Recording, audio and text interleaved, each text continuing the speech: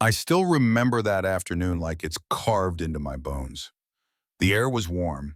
The plaza was buzzing with food carts and guitars and kids chasing pigeons, and for a moment I thought I could finally breathe. I had just walked off a 12-hour shift at the hospital, still wearing my wrinkled pink scrubs, my stethoscope dangling like an old friend around my neck. I stopped to help an elderly woman cross the square, her arm trembling on mine, whispering thank you under her breath. It felt good to do something simple, human, away from the beeping machines and bad news. But I didn't see him coming, not until his voice cut through the music like a blade. "You filthy nurse," he barked. "That uniform's only good for soaking up your blood." I froze. People turned, phones lifted, and before I could even answer, his fist slammed into my face, a hammer of bone and hate.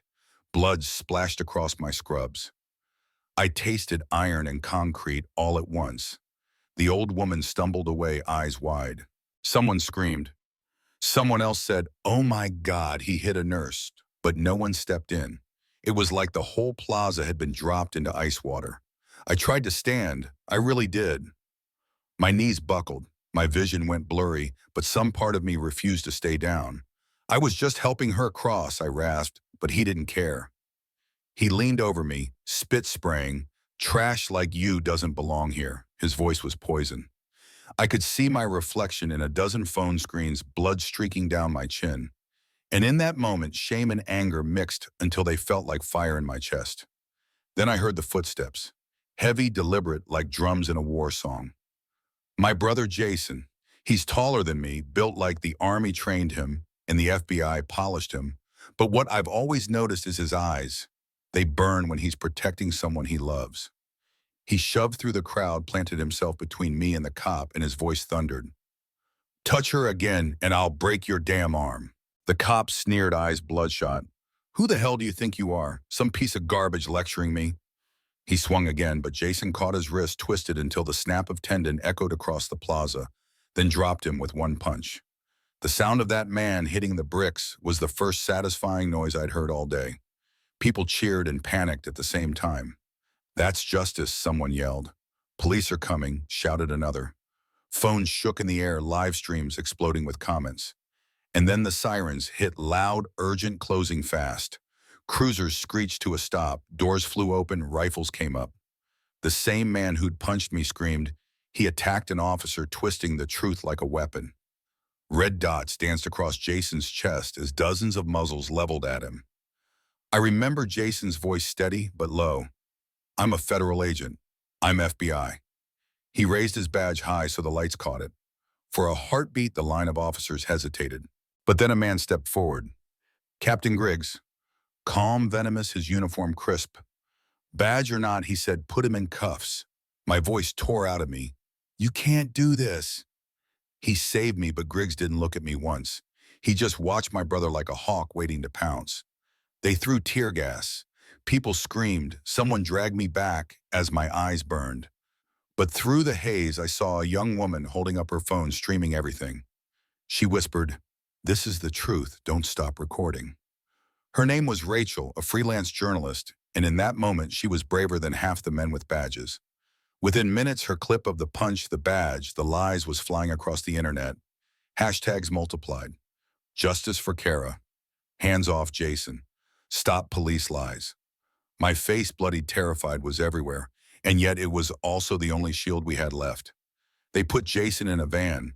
Hours later, masked men shot up that van. Jason fought back, even chained, crawled out of fire and steel, and came to me in hiding like a ghost, smelling of smoke. We sat together in an empty warehouse, and for the first time, I saw him break. Not cry, but his hands shook as he loaded a gun, muttering about betrayal inside the FBI. "It's bigger than Griggs," he said. "There's someone higher. Sloan. That's the name they whisper." I didn't believe it until the rooftop. We'd been chased halfway across the city, cornered on a roof above a night market, when an FBI badge flashed under a searchlight. Harris, Jason's old partner from overseas, leveled a gun at his chest and said, "You've lost it, Jason. Order has to be kept." My brother's voice cracked. "You're the one who sold me out." They circled each other like wolves. Every word streamed live to thousands. Harris spat. "People like your sister stir chaos." And Jason fired back, "Protect. You call this protecting? You're just tyranny with a badge." They fought fists, blood, betrayal, until Harris went down and the whole city knew there was rot at the top. But the system wasn't done. In the chaos of a march the next day, water cannons tear gas provocateurs, throwing bottles to smear the movement. Masked men snatched me off the street and shoved me into a white van. They taped my mouth, bound my wrists, and drove into darkness. Across the city, Jason tore through crowds, screaming my name until his voice broke. He hacked cameras, traced plates, called foreign journalists, anything to keep me alive long enough for someone to care. That's how I ended up sitting across from Edward Sloan, silver-haired, tailored suit, the district attorney who'd sworn to protect the law. He leaned back in his chair like a king, told me Briggs and Doyle were just puppets and power was the only thing that mattered. I spat blood on his tie and said, "You're not order. You're rot." He dabbed his face with a silk handkerchief and whispered, "Your brother fights like a beast, but even he doesn't understand yet. Every move he makes strengthens me." His eyes were like ice when he promised I wouldn't be alive much longer. Jason came anyway. Led by a civil rights lawyer we thought we could trust, we drove to a warehouse by the river, a trap, of course. Floodlights snapped on, gunfire cracked. And as Jason dove for cover, I saw Daniel pull a pistol. Confess he worked for Sloan now. And then the helicopter rose above the yard with me in its belly, my wrists bleeding as I kicked and screamed against the gag. I locked eyes with my brother across the chaos just long enough to see his face collapse as they lifted me into the night sky. The city became a nightmare after that. Armored vehicles on every corner, loudspeakers barking curfew orders, tear gas rolling through apartment stairwells where families huddled. Jason and Rachel went underground, streaming footage of children bleeding in doorways, of old women dragged into vans. And yet, even under siege, people banged pots, poured into the streets, chanting, "We are not afraid." For the first time, Jason felt the crowd moving, not away from him, but around him, protecting him, shouting my name as if I were theirs too. They finally paraded Jason onto a stage downtown, shackled and bloodied, calling him an anarchist. Sloan stood across from him, immaculate, mocking. "You thought you could outwit me," he said. Jason raised his chin, his voice cracked, but loud enough for every mic. "You're nothing without fear, and fear is dying." The crowd erupted, chanting "murderer" over and over. For the first time, Sloan's mask slipped. His hand trembled as he drew a pistol under the lights. Cameras zoomed in, mothers clutched children.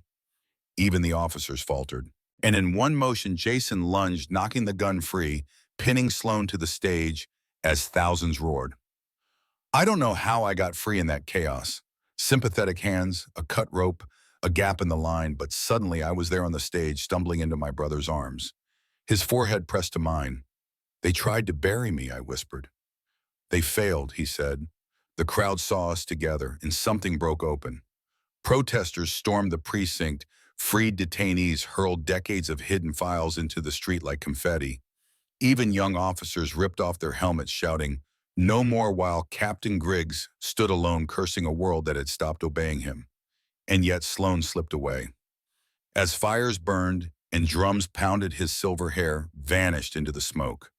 The system we had exposed was deeper than one man in a suit.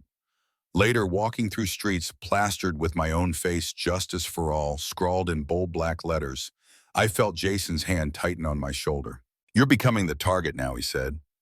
I stared at a billboard of myself, bloodied and fierce, and answered, "If they see me, maybe they'll stop pretending." That's the moment I knew this wasn't just our fight. It belonged to everyone who'd been hit, silenced, disappeared. And it wasn't over. Sloan was still out there. His network still held power. But for the first time, the city wasn't bowing. People of every age and color marched shoulder to shoulder, pushing against armored trucks, holding up handmade signs, live streaming every step. Water cannons blasted, but the chants rose louder. Provocateurs tried to spark fires, but the truth about them spread even faster. Somewhere in that crush, someone yanked me away, and I vanished again, but not before whispering to Jason, "Sloan is the hand pulling the strings." Even now, as I tell you this, I can still taste the tear gas, still feel the snap of tape across my mouth, still see the silver gleam of Sloan's cufflinks under fluorescent lights. People keep asking if I regret stepping into that square, helping that old woman across the plaza. I don't. Because that moment showed the world exactly what power does when it thinks no one's watching and what happens when ordinary people decide they won't look away anymore. If you've watched this far, I want to know your story. Where were you when you first saw someone abused by the system? Did you speak up? Were you silent? Drop a comment below and tell me what justice means where you live. Do you believe things can change, or is power always going to crush truth until we fight back? I want to hear you because this fight isn't just ours, it's yours too.